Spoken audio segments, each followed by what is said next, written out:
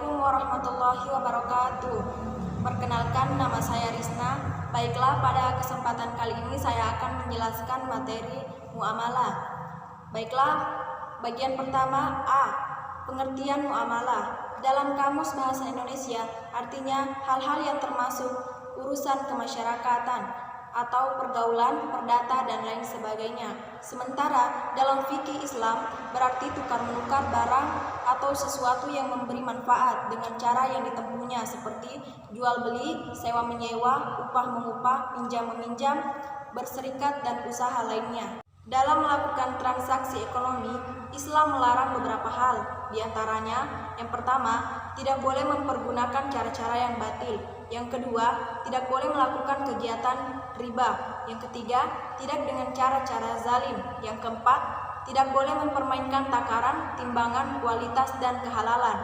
Yang kelima, tidak dengan cara-cara spekulasi atau berjudi. Yang keenam, tidak boleh melakukan transaksi jual beli barang haram. Setelah yang kedua, saya akan menjelaskan bagian B, macam-macam muamalah. Yang pertama, jual beli.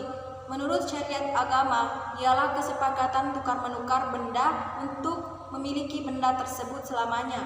Melakukan jual beli dibenarkan sesuai firman Allah yang berbunyi, A'udzubillahi minasyaitonirrajim, Bismillahirrahmanirrahim.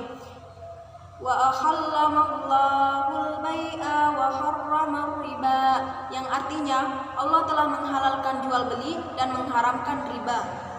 Adapun syarat-syarat jual beli terbagi 3 bagian. Yang pertama, penjual dan pembelinya haruslah balik, berakal sehat, atas kehendak sendiri. Yang kedua, uang dan barangnya haruslah halal dan suci, bermanfaat, dan jangan membeli barang yang tidak bermanfaat, sama dengan pemboros. Yang ketiga, ijab kabul. Contohnya, saya jual barang ini dengan harga sekian. Pembeli menjawab, baiklah, saya membelinya. Sebagaimana sabda Rasulullah SAW, sesungguhnya jual beli itu hanya sah jika suka sama suka. Bagian B, khiyar. Pertama, pengertian khiyar. Khiyar adalah bebas memutuskan antara meneruskan jual beli atau membatalkannya. Yang kedua, macam-macam khiyar terbagi 3. Yang pertama, khiyar majelis, khiyar syarat, khiyar aibi atau cacat. Bagian C, riba. Pengertian riba. Riba adalah bunga uang atau nilai lebih atas penukaran barang. Dalam syariat Islam, riba hukumnya haram. Dalam hadis yang diriwayatkan, Rasulullah mengutuk orang yang mewakilkan, orang yang mencatat, dan orang yang menyaksikan. Hadis riwayat Muslim. Sekarang kita masuk di bagian macam-macam riba.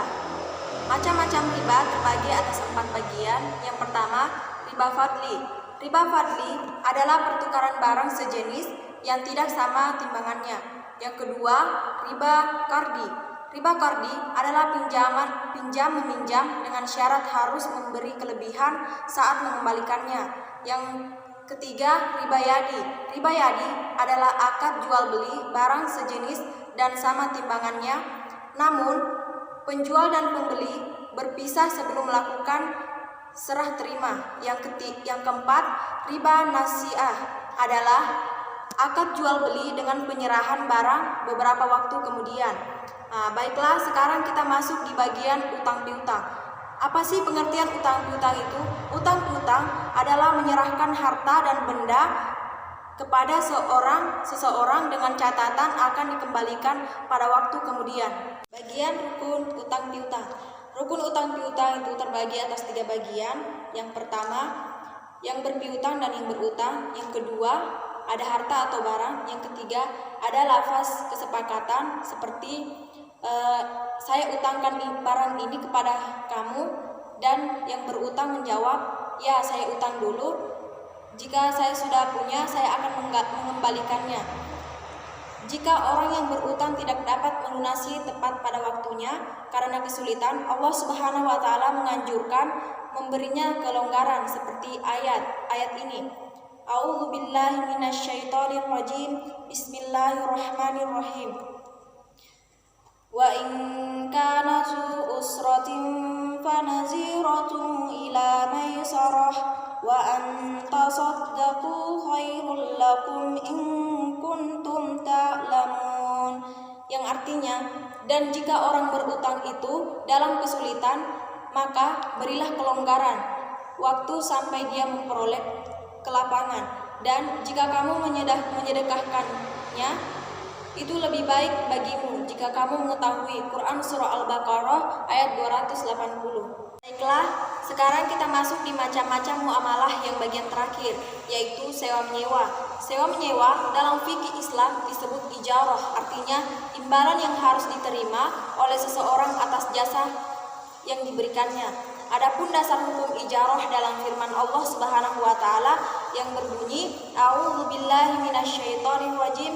Bismillahirrahmanirrahim. Fa in aradna lakum fa'tuhunna ujurahun.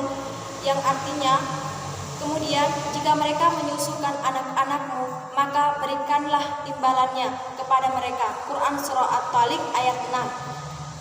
Adapun syarat dan rukun sewa menyewa, yang pertama, yang menyewakan dan yang menyewa haruslah telah balik dan berakal sehat. Yang kedua, sewa menyewa dilangsungkan atas kemauan masing-masing, bukan karena paksaan. Yang ketiga, barang tersebut menjadi hak sepenuhnya orang yang menyewakan atau wilayah.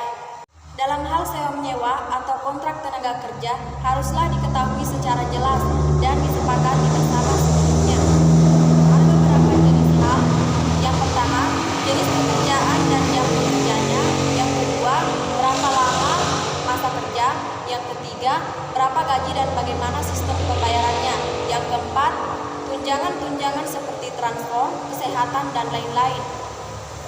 Baiklah, saya akan mengakhiri penjelasan materi muamalah dengan membaca doa kafaratul majelis. A'udzubillahi minasyaitonirrajim. Bismillahirrahmanirrahim.